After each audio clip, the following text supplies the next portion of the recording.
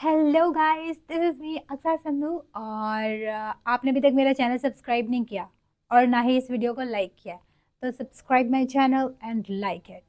मुझे आप लोगों से एक बात करनी है।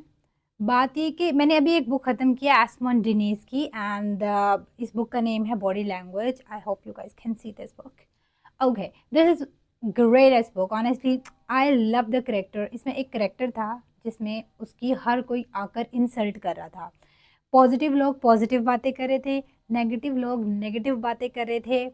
सबसे बड़ी बात ये कि जजमेंटल थे सब। मेजॉरिटी में लोग उसको जज कर रहे थे।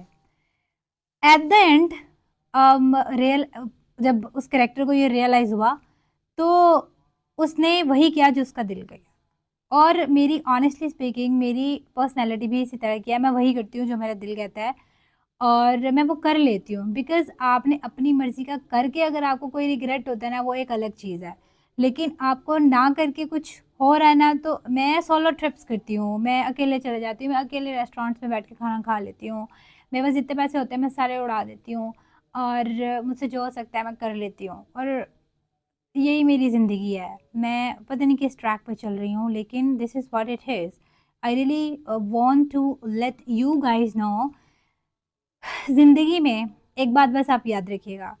तरबियत ये नहीं है कि आप खाना खा रहे हो और आपके मुंह से खाना गिर गया, आपको खाना खाने की तमीज़ नहीं है। नो, तरबियत ये है, आप खाना खा आपके साथ कोई बैठा हुआ है, आप वो खाना खा रहा है और उसके मुंह से खाना गिर गया।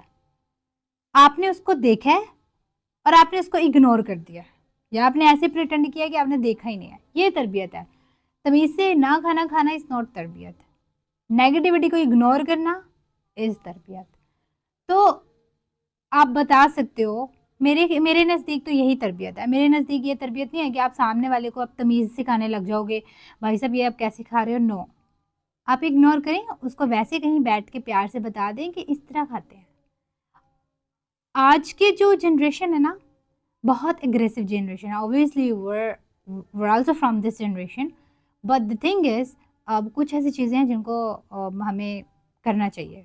अपनी रियलिटीज़ को एक्सेप्ट करना चाहिए, और जो बुरी चीज़ें हैं उनको इग्नोर करना चाहिए। तो अब आपकी जो बहन है ना, वो बहुत ज़्यादा फ़नी सी है, फ़ंकी सी है, घूमने फिरने वाली है और मज़े करने वाली है, मज़ेदार किस्म के मज़े करने वाली है, खाने पीने वाली है।